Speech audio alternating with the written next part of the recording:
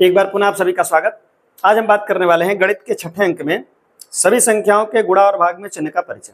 इसके पहले हम जोड़ घटाना में चिन्ह का परिचय ले चुके हैं, तो सीधे हम देख रहे हैं गुणा भाग में चिन्ह क्या करता है, उसकी बात करना है। तो आपको केवल ध्यान देना है कि जब भी गुणा की बात हो तो क्या करिएगा। बहुत छोटा सा वीडियो रहने वाला है लेकिन बड़े काम का है। जब गुणा की बात हो तो आपको गुणा में जो चिन्ह आएगा उससे नहीं डरना है। करना क्या, देखिए, अगर गुणा करने जा रहे हैं, आपको कई बार ऋण देकर परेशान किया गया परीक्षक के द्वारा, आप परीक्षा हाल में हैं या कहीं भी हैं, और आपको ऋण कई बार मिल गया। अब आपको ये लग रहा है कि हम करें क्या, यहाँ तो इतना ऋण आ गया। ये सामान्य नियम बताया जाता है कि ऋण और ऋण का गुणा प्लस होता है, तो ये फिर प्लस होगा तो माइनस होगा, उस पर आपको नहीं जाना है। सीधे गिन लीजिए कि जो हमारा ऋण आया है, जो माइनस आया है, वो अगर विषम में आया है, मतलब आप उसकी गिनती करिए और गिनती के बाद पता चला कि वो हमारी गिनती जो है वो विषम संख्या में आ गई।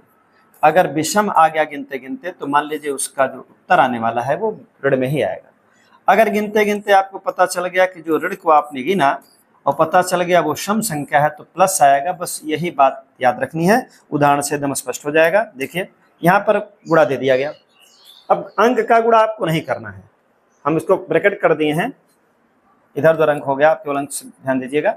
आपको अंक से बहुत मतलब नहीं है, अभी चिन्ह से मतलब है।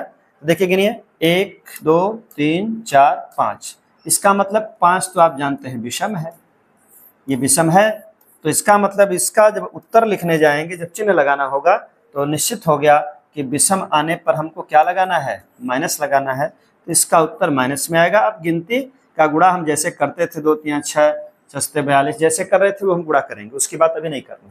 एक और उदाहरण देखें, -7 -3 -5 -2 -1, मान लीजिए यही है, और कोई कहा भाई इसका गुणा करो, तो गुणा करते समय आपको केवल यही याद रखना है कि जो हम गुणा करने जा रहे हैं वहां चिन्ह से कोई बहुत डर बनाने की आवश्यकता नहीं है। केवल गिन लीजिए कि वो प्लस है कि माइनस है, ये अभी स्पष्ट हो जाएगा उसकी गिनती के साथ। चलिए गिनिए, 1 2 3 4 5, फिर 5 आ गया। 5 का मतलब विषम, जो विषम संख्याएं हैं, और विषम संख्याओं की बात हो चुकी है, तो विषम संख्या मतलब ये माइनस आएगा, जो इसका उत्तर आने वाला है माइनस आने वाला है। अगर मान लीजिए 1 को लिखा, -1 -1 -1 ऐसे ही मान लीजिए हम कई बार लिख चुके, और यहाँ पर कोई बोला भाई इसका उत्तर बता दो कितना आएगा, तो आप करेंगे क्या,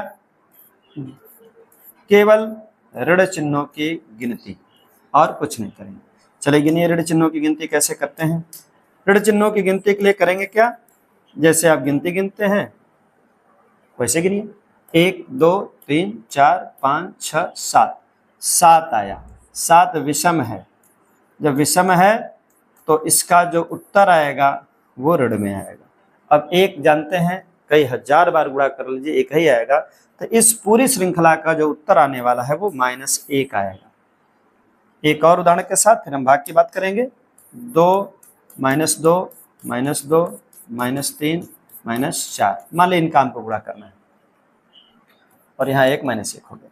अब सबका गुणा करना है, तो गुणा के लिए फिर अभी बताए हैं आपको, गुणा जैसे आता है नहीं आता उसकी हम बात में करेंगे, लेकिन आपको सबसे पहले चिन्ह ध्यान देना है, क्योंकि गणित में सब कुछ चिन्ह होता है, सब कुछ सरकार चिन्ह से है।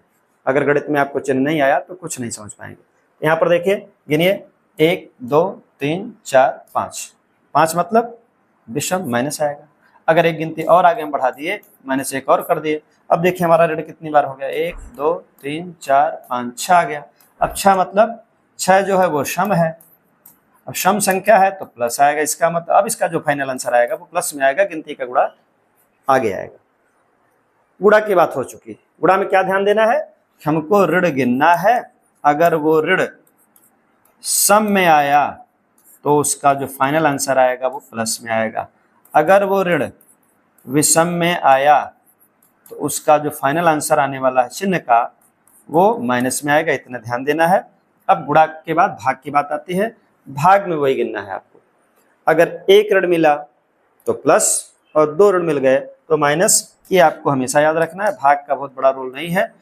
देखिए, अगर कर दिए -60 में -60 में हमको भाग करना है -2 से। अब यहाँ जो भाग करनी है तो यहाँ पर पहले तो चिन्ह की भाग करेंगे, फिर 60 में 2 की भाग जैसे करते हैं वो भाग की प्रक्रिया क्या है उस पर चर्चा आगे होगी। लेकिन जो बात करनी है वो चिन्ह की, तो 1 और 2 चिन्ह आया है, 2 मतलब सम है, तो निश्चित रूप से इसका जो फाइनल आंसर आएगा वो प्लस में ही लिखना है। हम प्लस लिखते भी नहीं लिखते हैं।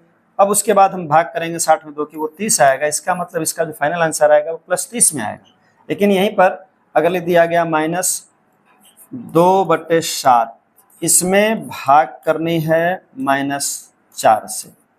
अब कोई पूछे भाई इसका क्या आंसर आएगा, गुणा का अंक में अंक का करेंगे तो क्या आएगा, अभी उससे हमसे मतलब नहीं है, उसकी प्रक्रिया हम जब पढ़ाएंगे आप सीखते हैं जानते हैं, उसकी बात नहीं है।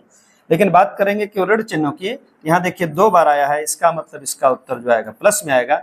उसके बाद हम इनकी भाग करेंगे, वो भाग का रूल कैसे है उस पर हम लोग चर्चा करेंगे आगे। लेकिन आज केवल हम लोग बात किए चिन्हों का। इसके पहले हम बात किए थे जोड़ और घटाना का। उसमें बताया गया था समान चिन्ह जुड़ते हैं, समान जुड़ते हैं, इसकी बात हुई थी। विपरीत घटते हैं। गुणा में बताया गया कितनी बार भी गुणा क्यों न दे, अगर उसमें कितनी बार भी ऋण क्यों ना आए, आपको केवल ऋण गिनना है। अगर वो ऋण गिनती विषम में है तो उसका आंसर माइनस में आएगा। अगर वो कितनी बार भी ऋण आया है, अगर वो ऋण प्लस में आ गया है तो प्लस में कब आएगा, जब वो सम रहेगा। इसका मतलब ऋण की गिनती अगर सम में हो रही है तो आपको प्लस लिखना है, विषम में हो रही है तो माइनस लिखना है। भाग में आपको याद रहे जब 2 ऋण मिलेगा तो प्लस आएगा, लेकिन एक ही ऋण मिलेगा कहीं मिले, पहली संख्या में चाहे दूसरी संख्या में। मतलब ये अगर -2 पहले मिल गया तो आपको उससे कोई मतलब नहीं, बाद में कुछ नहीं मिला तो ऋण तो मिला एक ही ना, इसका उत्तर माइनस में आएगा। अगर मान लीजिए पहले ही आपको नहीं मिला, बाद में मिल गया, 7 में भाग करना है हमको -2 से, यहाँ बाद में मिल गया तब भी उसका उत्तर कितना आएगा माइनस। लेकिन अगर दोनों जगह आया है तो प्लस। आज के लिए इतना ही।